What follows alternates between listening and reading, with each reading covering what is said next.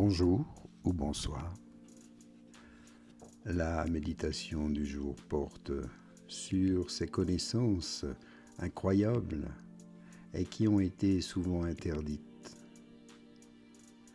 Sur le livre des morts tibétains, pourtant cela prouve que la conscience ne dépend pas de votre cerveau physique et que la mort est une transition où l'on peut naviguer plutôt qu'une fin et que tout le monde peut apprendre à participer consciemment au choix des circonstances de sa prochaine vie. Et il ne s'agit pas de croyances mystiques, mais de techniques pratiques qui produisent des résultats mesurables lorsqu'elles sont correctement appliquées. Et leurs implications sont surprenantes, stupéfiantes. Et pour mieux le comprendre et l'entendre, installez-vous dans la position confortable du lotus pour un moment de méditation, d'ouverture d'esprit et de cœur. Respirez et voyez si cela résonne en vous.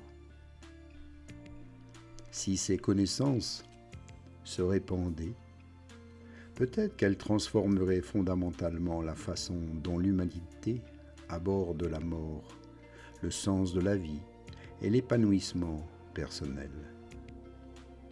C'est peut-être exactement pour cette raison que ceci a été gardé secret pendant plus de 1000 ans, que les moines tibétains ont gardé ces enseignements secrets car ils savaient quelque chose que le reste du monde n'était pas prêt à entendre.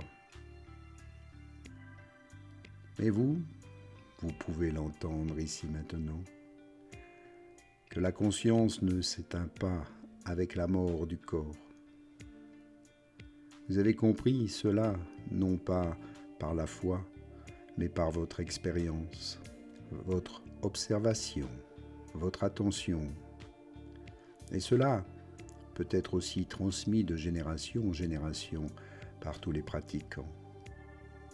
Ce qui est remarquable, c'est que la science moderne rattrape enfin ce que les textes anciens ont toujours dit.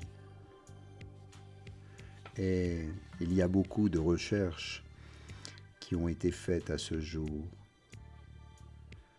Et depuis quelques décennies, les recherches valident les descriptions du livre des morts, le Bardo Todol, avec une certaine précision.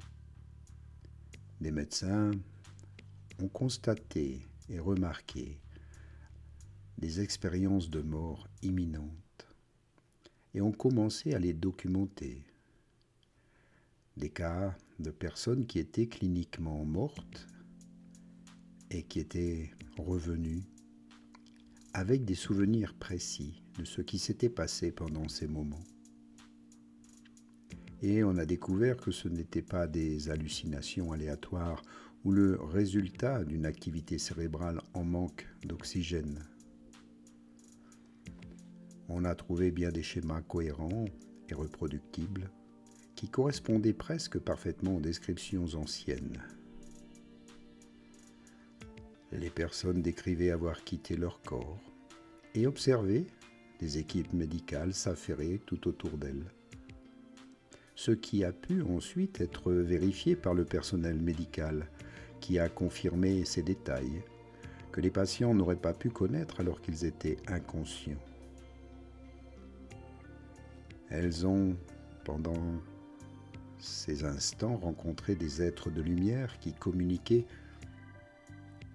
ont vécu une revue complète de leur vie, où elles ont non seulement vu leurs actions, mais aussi ressenti les émotions de toutes les personnes qu'elles avaient influencées, et ont atteint des points de décision où elles ont consciemment choisi de revenir à la vie. D'autres ont préféré continuer le chemin. Est-ce que cela vous semble familier ? Ce sont là exactement des expériences que le Bardo Todol décrit, comme se produisant dans l'état intermédiaire entre la mort et la renaissance. Beaucoup de patients victimes d'un arrêt cardiaque qui avait été cliniquement mort, sans activité cérébrale ni battement cardiaque, pendant des périodes bien définies. Elles ont documenté. Et plusieurs personnes qui sont revenues avec des expériences de mort imminente, détaillées, qui comprenaient des éléments impossibles à expliquer par les neurosciences conventionnelles. Et cela devient vraiment intéressant. Des milliers de cas de ce type partout dans le monde, des gens qui rapportent non seulement des expériences spirituelles, ils décrivent des choix spécifiques concernant leur prochaine incarnation, qui correspondent précisément aux enseignements tibétains sur le choix des circonstances de leur renaissance. Les patients rapportent avoir vu des vies futures potentielles, rencontré des âmes qui deviendraient leurs parents et pris des décisions conscientes sur les leçons qu'ils devaient apprendre. Une femme a décrit avoir été confrontée à 3 scénarios familiaux différents et avoir choisi le plus difficile car elle comprenait qu'il offrirait à son âme les opportunités de croissance dont elle avait besoin. Cela nous amène à la validation la plus convaincante, les recherches sur la réincarnation, menées par des professeurs de l'Université de Virginie. Et même un docteur, Ian Stevenson, a passé 40 ans à étudier des cas d'enfants qui affirmaient se souvenir de leur vie antérieure, et son successeur, le docteur Jim Tucker, a poursuivi ce travail avec une méthodologie scientifique encore plus rigoureuse. Et ils ont documenté plus de 2500 cas dans lesquels de jeunes enfants, généralement âgés de 2 à 5 ans, fournissent des détails véritables sur des personnes décédées qui peuvent être vérifiés. Et ils prétendent aussi avoir été ces personnes dans d'autres vies. Mais il ne s'agit pas seulement de souvenirs aléatoires. Beaucoup de ces enfants décrivent l'état entre deux vies, d'une manière qui correspond parfaitement aux enseignements du Bardo Todol.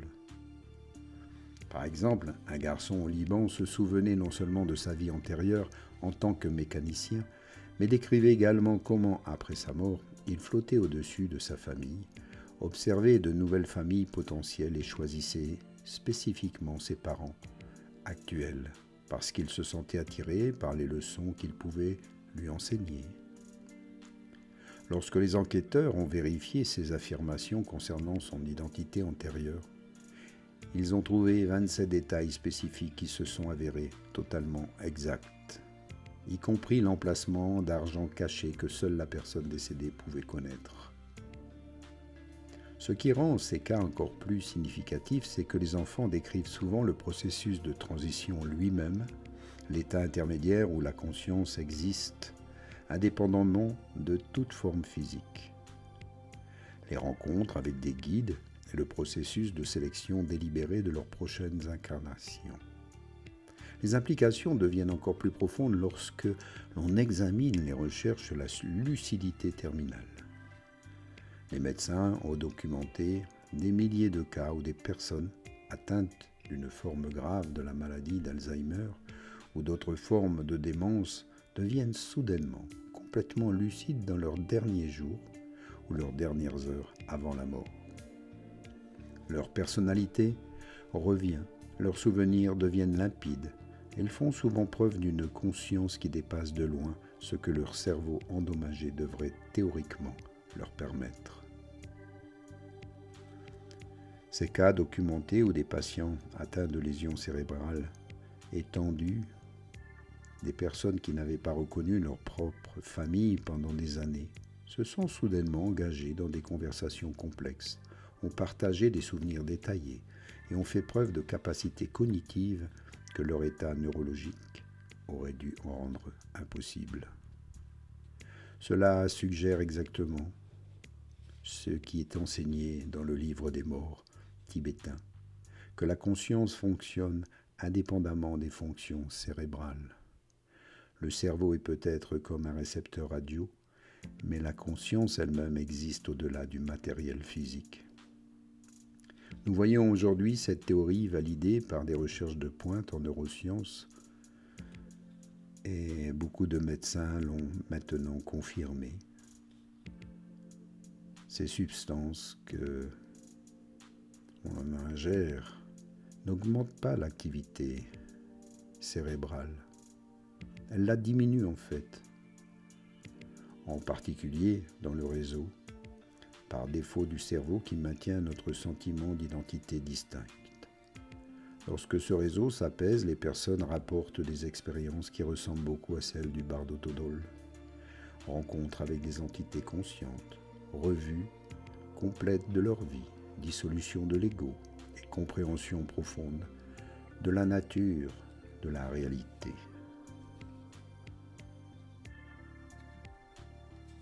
C'est ce qui nous permet aujourd'hui de voir et de comprendre qu'il y a des choses qui nous dépassent,